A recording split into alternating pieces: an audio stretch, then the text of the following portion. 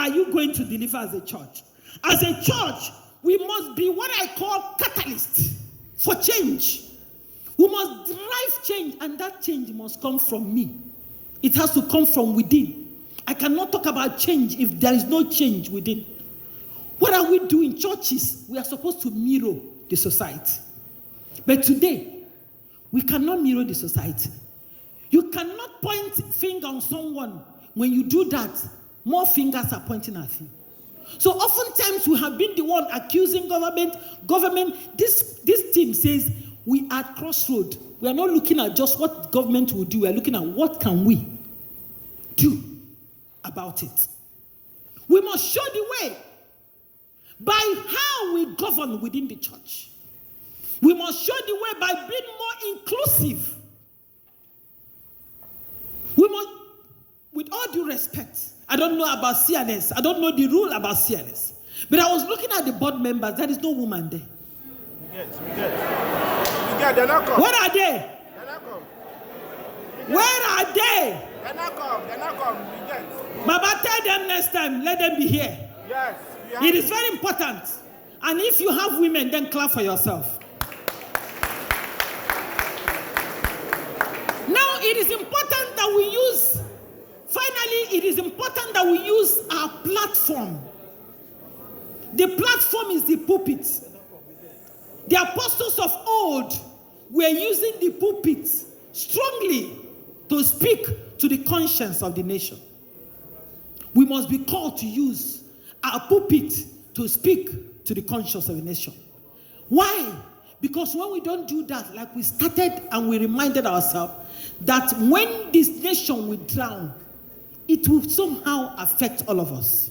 So finally, I want to also commend the church for bringing out this kind of lecture. This lecture is timely. This lecture is what we need. It is just beyond pulpit messages and prophecies and all that. The lectures are important, and I learned that you do it annually. I want to commend us after this because I know that we have more of the leaders. There is the need to step down. Do a step down, within your own constituency. Call the young people, call the youth, call the women, and do a step down. Take this message down so that everywhere we find ourselves, we'll be advocates of change. And this change is what we desire in this Nigeria. This change is what we desire. I'm happy because there are so many churches when you go, and I must say it, you don't even see women. In every table of discussion, there has to be complete inclusivity. When the men sit down, the women will sit. When the women will sit, the young people will sit. Everybody will sit around the table. And I tell you, if anybody tries to exclude you, do you know what you do? When you're going to that meeting, carry your own seat.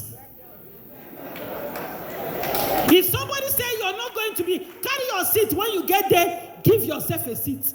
Because it is when you're there, what you put your mouth, to the discussion, you'll be able, men cannot tell about the stories of women. It is not women that can tell their stories. Young people, nobody can tell your stories and your burdens you bear. You tell your stories. If we are talking about 35% affirmation, let it start from the church. Let women, in fact, I told them, if they had called me last today to speak, I would have revolted. As if they know my spirit. I said, they don't call man before. Call man again. Call man. If they call me the last time, I will tell them why they calling woman the last time. Thank you very much, and God bless you. Thank you very much, ma. Thank you. You don't cuckoo take my book. Thank you very much, ma. I like that spirit. And in fact, while she was talking about women, I was just busy looking at the audience. If we ask the women to stand up, your most eminence, you'll find out that there are more in this hall. We have more women. Our church, we know how to involve women, especially the present praying father. He's not joking with it at all. But I want to thank God. It's looking like all what we said. All the word here is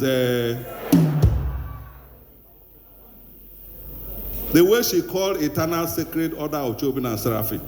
If we trace it, her very well. You will see her foundation. She must be somewhere in eternal school.